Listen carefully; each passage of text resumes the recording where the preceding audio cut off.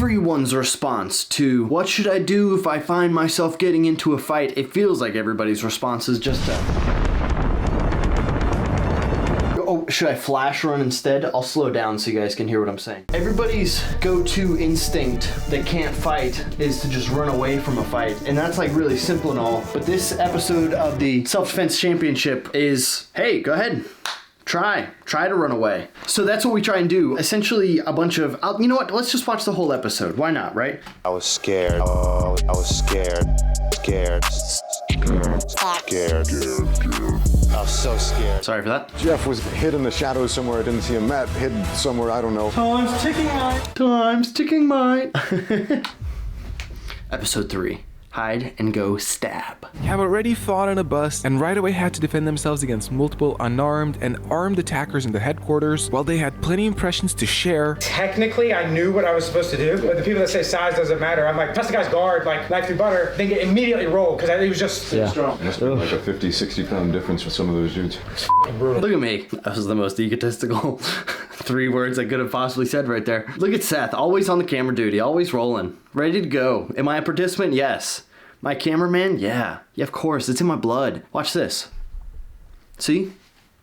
Always working. They only had an hour break before the third challenge was introduced to them. For it, they were asked to wear t-shirts showing their anatomy, and then to make their way to a nearby warehouse together with a group of 6 big guys without knowing what's going to happen next. Dude, I was so nervous for this, man. Okay, so we just saw, yes, we just did the bus fight, and then immediately after that we did the circle drill, which was, I did in a previous episode, and then immediately after this, we have no idea. We have no idea what the next challenge is. We're just beatered, battened, and freaking begumbered. And yeah, and now we have no idea what it is, so we're like all kind of like freaking out, man. Freaking out. This is a hard day. When they arrived, the following... Okay, so this is an enormous warehouse. This thing is huge. I guess that's housing back there. There's a little shopping center somewhere, and we walked there. We went past a bunch of kangaroos, which was very cool. They were just like hopping around the campus. It was a very fun time. Anyway, that's not the point. Kangaroos might be my new favorite animal, by the way. Not the point still. This warehouse was enormous. So this was the theater. There's like a basketball court in there that was right about here. The competitors will be divided into 2 teams of 3. They will then enter the warehouse 1 team at a time and be given 5 minutes to hide. Once the timer runs out, 6 attackers in pairs carrying markers representing knives will enter the warehouse through 3 different doors. But the competitors won't be allowed to leave the building until they will hear another 5-minute signal before they can escape through one of the 4 doors. Okay, that was a lot. Long story short, run in, wait an allotted amount of time, and then you can leave. But you can't wait forever. So you see all these doors right here, right? This is going to come into play later. Apparently there were multiple escape doors. I didn't know that.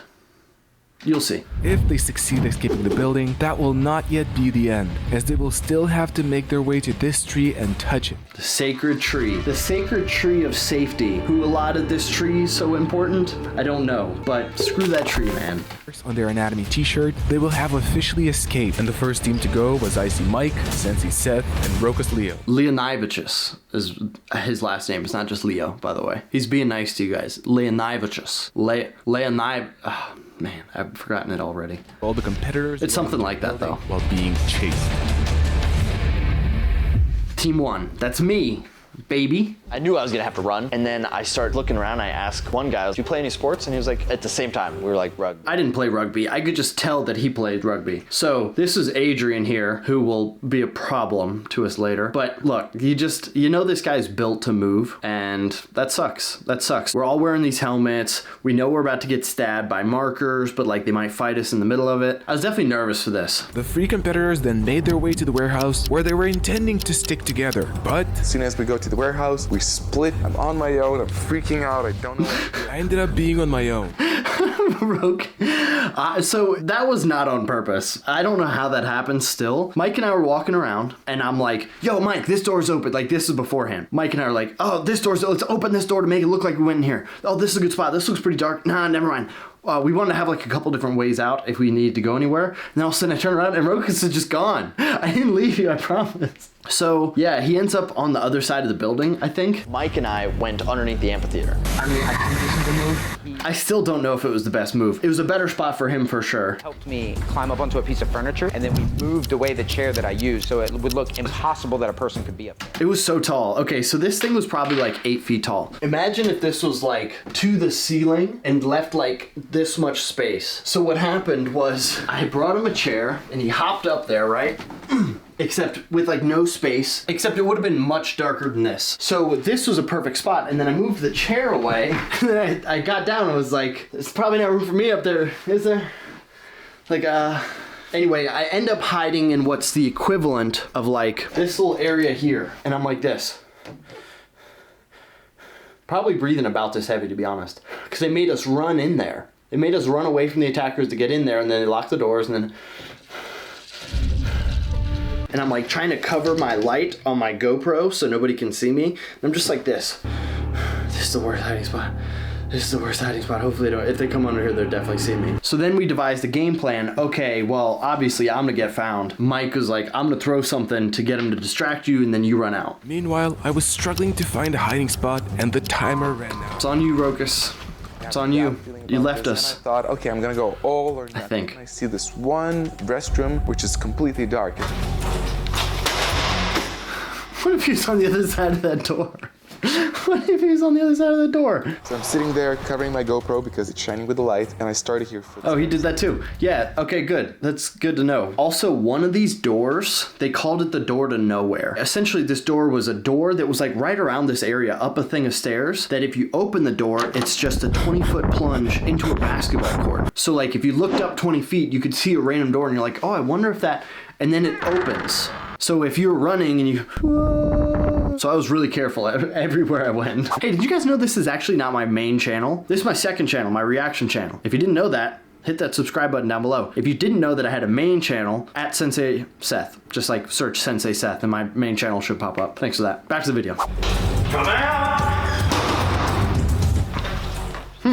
Scary for me, man. And he goes out. Why didn't he turn that light on? All the other lights he turned on. Maybe that light was just out? If that's the case, then Rokus's idea makes a lot of sense.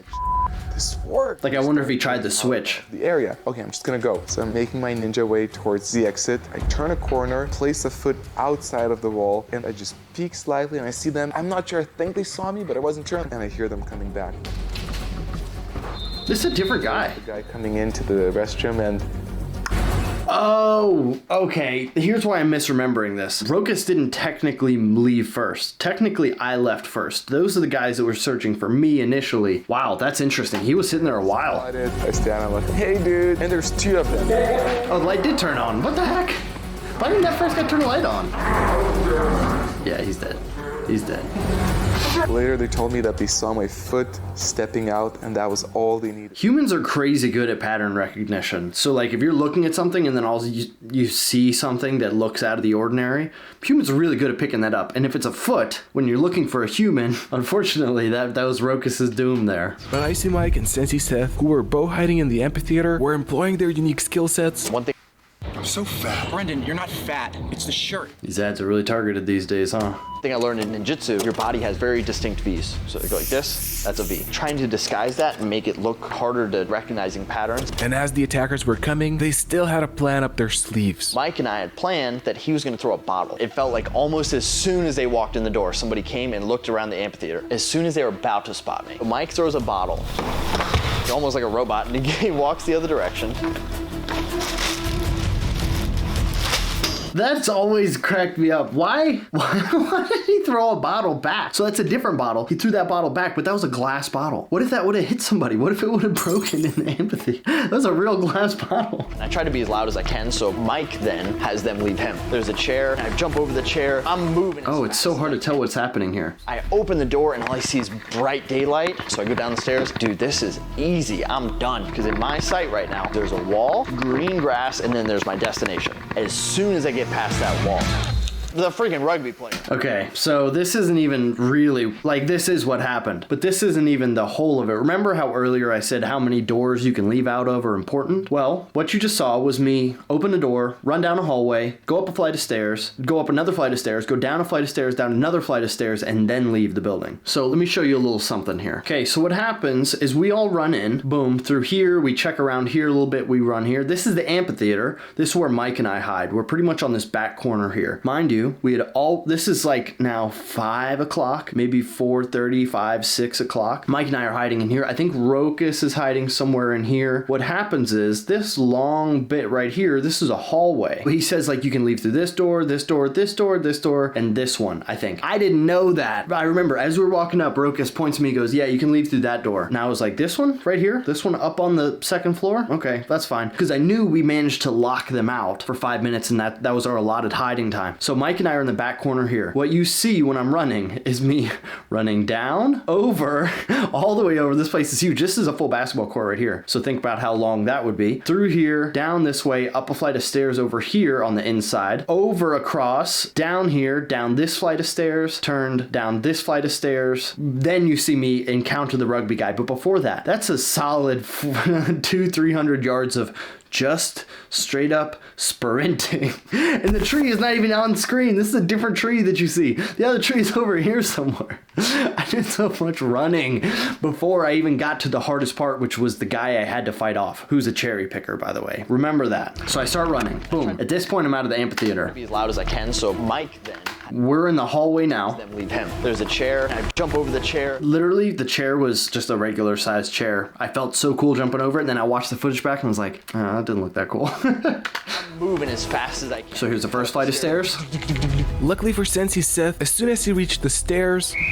Oh, I didn't even think about that. So while I'm halfway through running, I'm like, it's almost perfect. I'm running, and I'm like, oh crap, the 5 minutes isn't up yet. Because you had to wait 5 minutes before you were allowed to leave. So I'm running, beep, and I'm like, oh, thank goodness. I'm going. I would have run out anyway. Escape time was blown, and he was free to leave the warehouse. I open the door, and all I see is bright daylight. So now I'm on the second floor. This part right here. I'm leaving this little small port. So I go down the stairs. Dude, this is easy. I'm done. Because in my sight right now, there's a wall. Now this is actually flipped, but I'm going down the other set of stairs now that's right next to it. All green grass, and then there's my destination. As soon as I get past that wall, the freaking rugby player, I fall. Now, look, that's not the most athletic thing I've ever done. Let's just keep going. Concrete, which is where I got this bad boy. Which still hasn't healed, by the way. I'm sorry. I'm still upset about this. So you can't see it right here. When I fell, I left a skid mark about that long of just blood. I took all the skin off the top of my knee. I still have this right here. Was from Australia. What stinks about this, we were there for what, 10 days maybe? It didn't go away the whole time because we had to like wear pants or wear shin guards and it just kept wearing off. So it would heal and then it would come off. The scab would just come off and then it would heal and then it would come off. Now it's starting to look infected and it's like growing. I was like, ugh. It took me getting home and then not doing anything for like 3 days for it to finally heal. And by then it was just scarred. It's donezo. Also, a lot of people were like, Seth, you almost got taken out by this fire hydrant thing. No, I didn't. I knew it was there. So look, I'm running at him. I tried to hit him with a hezzy, like I'm gonna go around the fire hydrant. And then I go again. And try to get past him. Look, shove, stop, go. Running, shove, and then as we go down the hill, I trip and fall. He also slips down the hill. Not a bad shoulder roll though, right? It's not the worst shoulder roll. Shove, and then as we go down the hill, I trip and fall. He also slips down the hill. I'm back up though, at least. At this point, I got nothing. This guy right here is the most exhausted person that's ever lived my life. If that makes sense. He's now past me again, but he's past me between me and the tree. So I look up and I'm like, dude, let's just do it. And in that moment, I was so scared. This formidable opponent who I know can outrun me and has a knife is in front of me. And I'm like, oh, okay, let's just do it. Let's do it. And as we get closer, I changed my mind really quick. And then I pushed him in the face again. And then I tried running around him. And I got past him. And then he tackles me from behind. In that moment, I thought he must have like laid out entirely, like completely. Looking back at it now, he didn't have to jump very far, but he did jump. And then here, I had nothing left. You could tell by the posture, just like the way I'm getting up. Like, you know you're tired when you get up like this. Which is exactly how I got up here. There wasn't like a, you know what I mean? It was like, That's like peak tired. One more time, let's see the get up. So he tackles me, I land on my knees. Ugh. I get up and I'm like, okay, is there any way I can get around this guy? Oh, he stabbed me once. Oh, fight it a little bit. He stabs me a second time. And then I just gave up. Dude, I was so tired. I mean, I just laid in the grass, looking up at this tree and was like, this is a real knife. I'd be bleeding out right now. Unfortunately, Sensei Seth was also killed. So that whole thing, by the time I was hiding, felt so real. Like it felt like a dude was legit trying to get me and stab me. That was the most real anything's felt this whole time. Felt more real than the bus, felt way more real than the circle drill. This right here was the most like fear-inducing, maybe even episode we've done. It was just so scary. I don't know this place. I'm worried I'm gonna get beat up, but more so, like I knew I wasn't gonna get stabbed, but I still couldn't help but feel like and especially after running and being completely exhausted, and at the end having some dude like literally do whatever he wants to you. Oh, that was demoralizing, I'm not gonna lie. This shot here where you see Rokas walking, and he's walking like this. I had already lost. I was over here sitting on the hill, and Rokas is looking at me like walking like super confident, and I was like, dude, did he just get out? Or not like out, but like did he make it free? I'm like, he still has to touch the tree, and he doesn't know that this rugby guy was like trailing him down here. So Rokas is walking up here, the rugby guy's trailing him, waiting for him to like start walking this way so he can run up and stab him. Kind of like spoilers. But Rokas is like looking at me, and I don't want to say anything because I don't want to give away the fact that Adrian's right there, but I also don't want to give away the fact that Rokas is here because I don't, I want Rokas to win. I also don't want to be the only person who doesn't get any points. So I just was like, Rokas was talking to me, I wasn't saying a word. And then finally, him and Adrian see each other, and he's like, oh no, I got stabbed. And Adrian was like, okay, mate, or, Australian. Despite the attacker staying with Icy Mike, he had the upper hand due to his previous experience as a police officer. I've spent time on a bloodhound team, SWAT team, warrant service team. I've chased lots of dudes. I know what works and what doesn't. And it became a waiting game. Time's ticking, mate.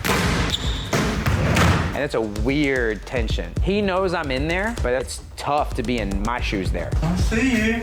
There's no way he saw him. So I popped down and I played a shell game with the doors. I popped the least desirable set of doors open. Went back into my hiding spot. They took the bait. They run out. So I went out the more desirable set of doors and I'm out the door. That was genius. That was so smart. But that's what I tried to do earlier when I was like opening the doors, but it wasn't as obvious. I'm looking, the field is wide open. These guys don't know who they're dealing with. And I start running. Okay, let's see if we can freeze frame here. Right here, you see me and Rokas sitting on this hill, and I see Mike start coming down. And I was like, go, Mike, go! And then on the other side of my brain was like, Adrian, get him. Catch him. You better catch him. Because Mike is my competitor, And then I see Adrian. flying across the hill. I go home, take my shield, on it. What else but a flying sidekick? Ooh, beautiful flying sidekick. Just so masterful. What a great flying sidekick. Turn another corner. This might be a dead end. I don't even know the layout. I cut around this concrete thing. I can see the tree. He's so close to that tree. At this point, I'm like, No. he's gonna make it. I'm such a hater. I really did not want Mike to get these points. I can see the tree that I'm supposed to touch a couple yards away. Oh, he was so close. This is the tree, by the way, not this one, but the next one behind it. Yeah.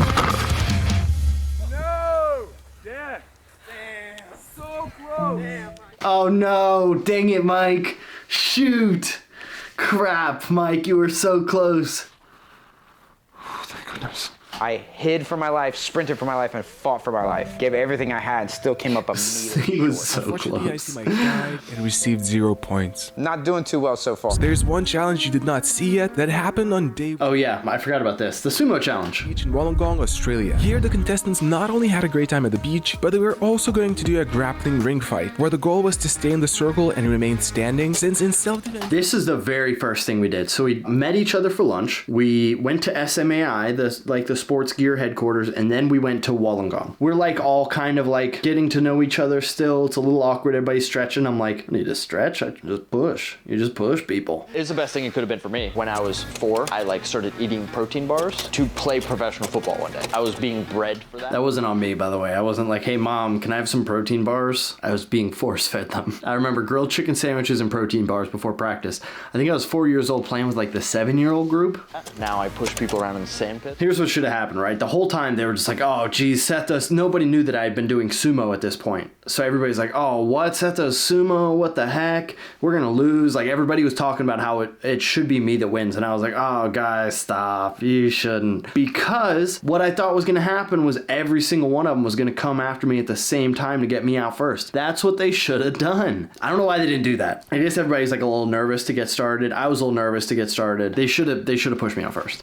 Let's go. I know what I'll do. I'll run into the middle, spin a circle, and run out, and then start skirt around the outside. Skirting around the outside is a terrible idea when the outside is what gets you out. Okay, so right here, I grab Mike, I take my left foot and sweep his right foot, and I throw my right hand up to try and topple him, and I punch him in the face. So anyway, after I punch Mike in the face, then Rokas turns the corner. You don't want to be part of a group. You want to be solo dolo, pushing a different group, which is what Rokas is doing here, very smart. So I throw these two out of the way. I'm like, all right, let me not get too beat up by Rokas here. Care about you. I just pushed him away. Look at Rokas' happy face here. Look at him so happy to be involved and be pushing these guys out of the circle. And then there's me. I'm like, I deadlock on Rokas as soon as I see them turn onto those two and was like, and just move as fast as I can. I don't think I get him out here. Seth was in my way. So watch this. I'm like, oh, Rokas is coming. So I just stuck my underhook. I'm gonna make sure Matt hits the ground first. I did like a semi-sacrifice throw. Beautiful job by Matt and Mike here. Rokas commits too much, too close to the edge. Don't commit that much. Boom, I come in, I put my hand on his chest and his armpit, and I think I slipped off the side a bit. Oh, I went too far to the side myself. I lost him. Did his foot go out there? Oh, no. Oh, two are out. Okay, so Rokas didn't step out there. So at this point, I'm going with Jeff, and I'm like, hey, I don't want to wrestle with Jeff. So I look at Jeff, and I'm like, let's get those two. Watch this. So I'm like, hey, let's get those two. Let's go. I'm so glad that worked, because there's a good chance that Jeff could have dumped me on my head there. You know what I mean? So at this point, I'm like, okay, let's just create time. Let's create time. Run Rokas into these two. So here's the goal in that. If you don't allow this person who's backing up to be able to get their feet behind them, you're gold. In football, this is a tactic, but you don't want to do it too much because you can drive somebody over your partner's kneecaps, which doesn't feel good. I've had that happen. But with these two, everybody's moving around and everybody's looking out for everybody, so I'm a little less worried about it. So I'm like, okay, let me drive Rokas into these two. And then Ramsey breaks off, so I get Rokas down. And what happens here? Let's see here. I'm not sure what happens. I push both of them, and Jeff Chan does some freaking matrix, not fall down. I should get back to the regular video. But the Free Guys still had a battle to settle. Yo, the fact that this was worth 6 points was so clutch because it was the first thing we did and nothing else except for the finale was worth the same amount of points. It was pretty wild. I go for Jeff because I'm afraid of the doubling. The final battle between Sensei Seth and Ramsey Dewey. Ramsey was much stronger than I expected. He starts doing push hands on my stomach. Tai Ji Chuan. I should have kept pushing.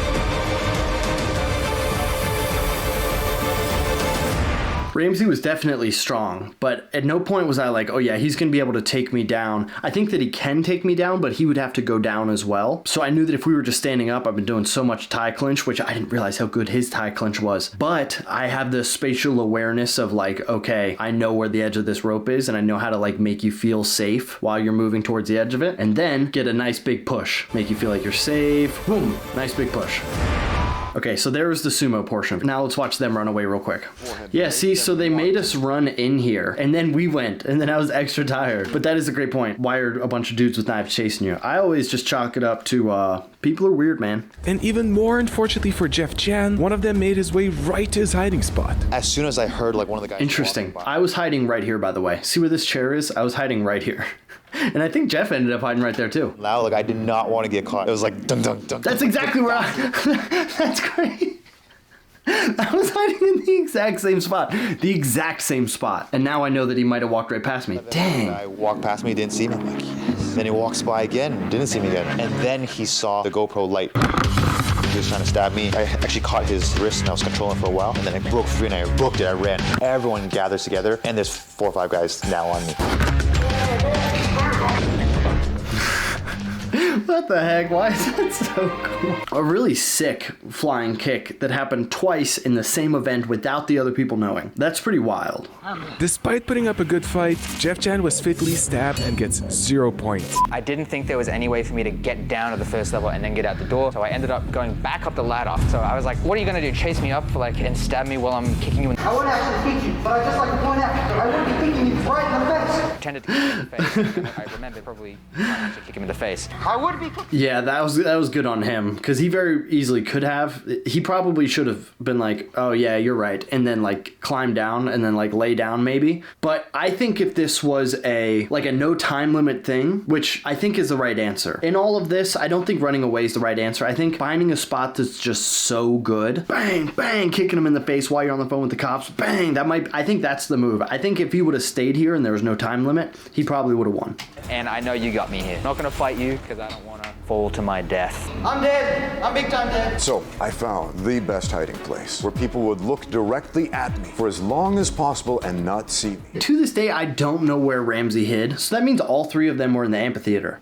But he had a spot that nobody found him, and then they were like, okay, time's up, you have to run now. And then he ran, and then I think he got stabbed. Slowly, quietly, I crept out. I looked down the hallway, saw they were next to one of them. Look, this is everybody looking around for Ramsey. I should have simply walked quietly and slowly, and I would have made it. But instead, I sprinted, and that motion caught their peripheral view. I had the sweatshirt. I tried to tie up the first guy with the knife. Where did he get that hoodie from?